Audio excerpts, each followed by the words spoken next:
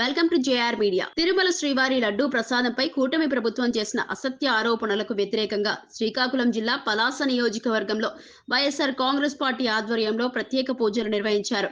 పలాసపేటలోని శ్రీ వెంకటేశ్వర స్వామి ఆలయంలో మాజీ మంత్రి డాక్టర్ సిదిరి అప్పలరాజు సమక్షంలో ఈ కార్యక్రమం జరిగింది.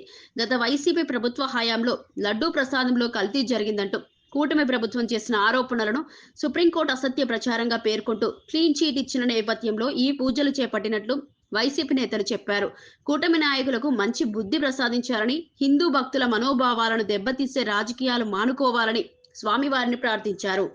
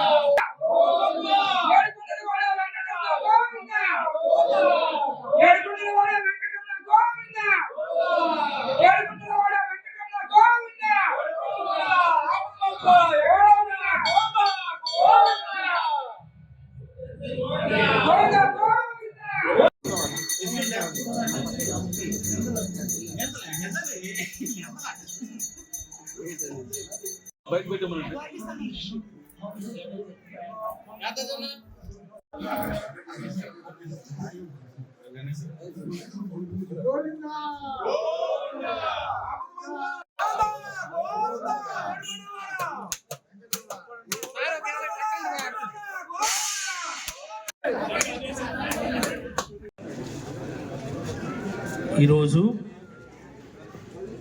పలాస నియోజకవర్గం పలాసలో గల ఉల్లాస్పేటలోని శ్రీ వెంకటేశ్వర స్వామి ఆలయంలో ఈ రాష్ట్ర ముఖ్యమంత్రి శ్రీ చంద్రబాబు నాయుడు గారికి, అలాగే వాళ్ళ కూటమిలో గల ఈ ముఠా నాయకులందరికీ కూడా మంచి బుద్ధి ప్రసాదించాలని, కనీసం ఇప్పటికైనా సరే కళ్ళు తెరిచి శ్రీ వెంకటేశ్వర స్వామి మీద జరుగుతున్నటువంటి అసత్య ప్రచారం, లడ్డూ పైన జరుగుతున్నటువంటి ఈ దుష్ప్రచారం ఎండ్ కార్డు పడాలని, వాళ్ళందరికీ మంచి బుద్ధి ప్రసాదించాలని ఈరోజు శ్రీ వెంకటేశ్వర స్వామి వారికి ప్రత్యేకంగా పూజలు చేయటం జరిగింది. మరి హాజరైనటువంటి వివిధ హోదాల్లో ఉన్నటువంటి చూస్తే ఎలా ఉందంటే, ఉదయం లేస్తే చాలు ఎక్కడో ఒక దగ్గర ప్రభుత్వ భూముల్ని ప్రభుత్వ పెద్దలే తమ సొంత మనుషులకి, వాళ్ళ అనుచరులకి అప్పనంగా కట్టుబెట్టేయడం అన్నటువంటిది మొదటి వార్తగా చూస్తున్నాం. మనం వార్తాపత్రికలు తిరగేస్తే ఈరోజు గీతం, నిన్నేదో రియల్ ఎస్టేట్ కంపెనీ, మొన్నేది ఇంకో రియల్ ఎస్టేట్ కంపెనీ, ఆ ముందు రోజు ఏదో ప్రైవేట్ కంపెనీకి ఫ్రీగా భూములు ఇచ్చే కార్యక్రమాన్ని మొదటి వార్తగా చూస్తున్నాం. మరి రెండో వార్త చూస్తే రుణ సమీకరణ. ఇది ఒక కొత్త పదబంధం. ఇది ఎల్లో మీడియా వాళ్ళు కనిపెట్టినటువంటి ఒక నూతన ఆవిష్కరణ, రుణ సమీకరణ. ఇదే జగన్మోహన్ రెడ్డి గారి హయాంలో రాష్ట్ర ప్రభుత్వం అభివృద్ధి కార్యక్రమాల కోసం, సంక్షేమ కార్యక్రమాల కోసం ఏమైనా అప్పులు చేస్తే అది అప్పు, అది గుదిబండ, రాష్ట్ర ప్రజలపైన భారం. అది ఈరోజు చూస్తే ఒక అందమైనటువంటి ఒక పదజాలం. నేడు ప్రభుత్వం రుణ సమీకరణ, అప్పులను కూడా పెట్టుబడులు అని చెప్పి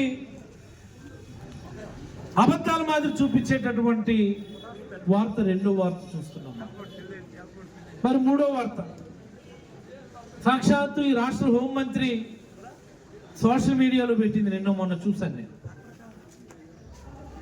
సాక్షాత్తు రాష్ట్ర హోంమంత్రి అనిత గారు ఆవిడ సోషల్ మీడియా హ్యాండిల్లో పెట్టింది ఏమని, తిరుపతి లడ్డూల్లో జంతు కొవ్వు పంది కొవ్వు స్వయంగా జగన్మోహన్ రెడ్డి గారే కలిపారు అని చెప్పి ఈవిడ వెళ్ళి చూసింది.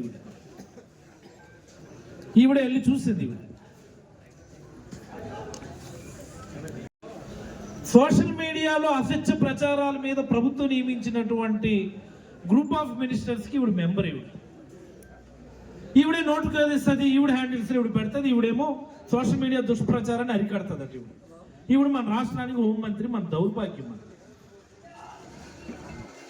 మన దౌర్భాగ్యం ఇది. ఈరోజు ఈ రాష్ట్రం యొక్క బ్రాండ్ ఏపీ ఇమేజ్ దిగజారిపోవటానికి ఇలాంటి వాళ్ళంతా కూడా కారణం.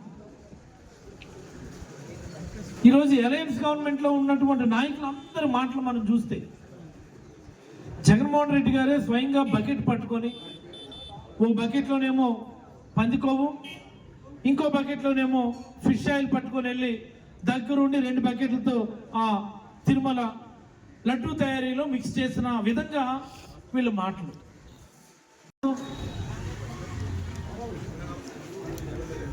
ఈ రాష్ట్రాన్ని పరిపాలిస్తున్నటువంటి ఏం మాట్లాడతారో అర్థం కానటువంటి వాళ్ళు కరెక్ట్.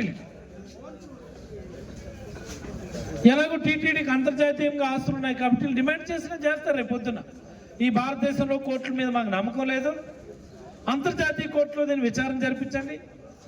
ఈ సిబిఐలు కట్టవద్దు, అమెరికా FBI తో విచారణ చేయించండి అని అడుగుతారు. అలాంటి వాళ్ళు మీకు దేని మీద నమ్మకం ఉంది? ముందుగా మీకు దేవుడి మీద నమ్మకం లేదు కాబట్టి ఇంత రాద్ధాంతం చేస్తున్నారు.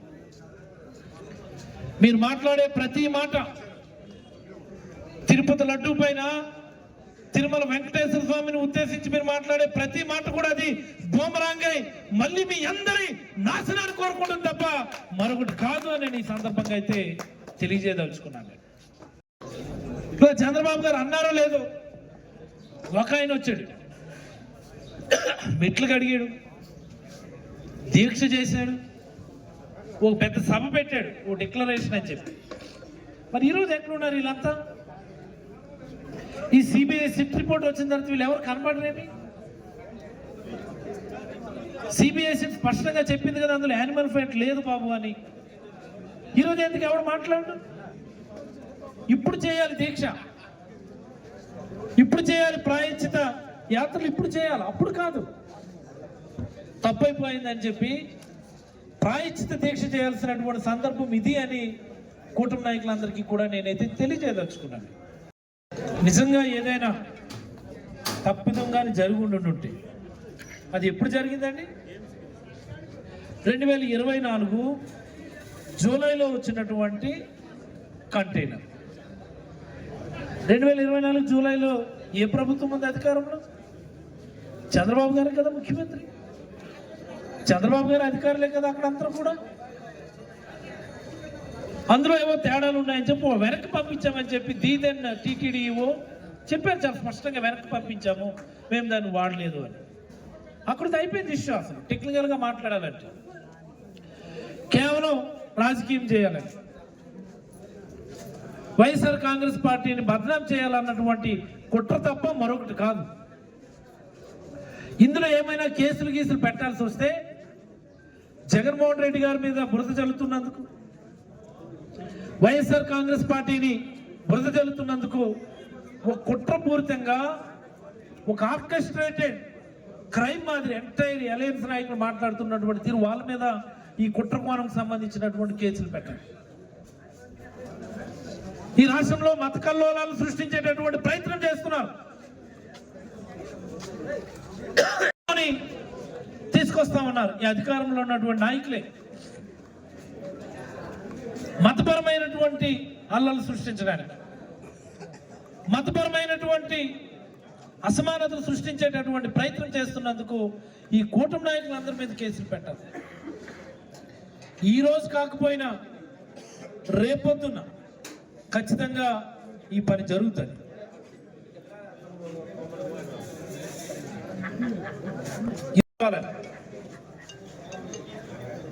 ప్రాయశ్చితంగా తిరుమల వెంకటేశ్వర స్వామిని అపచారం చేసేటటువంటి స్థితికి వీళ్ళు వచ్చారు కాబట్టి వాళ్ళందరికీ మంచి బుద్ధి ప్రసాదించారని ఈరోజు మా పలాస నియోజకవర్గంలో ఉల్లాసపేటలో చాలా ప్రాముఖ్యత ప్రాశస్త్యత కలిగినటువంటి శ్రీ వెంకటేశ్వర స్వామి ఆలయంలో ప్రత్యేక పూజలు చేసి మంచి బుద్ధి ప్రసాదించాలని ఆ దేవదేవుడిని వేడుకున్నామని చెప్పి మనస్ఫూర్తిగా తెలియజేస్తూ గోవిందా.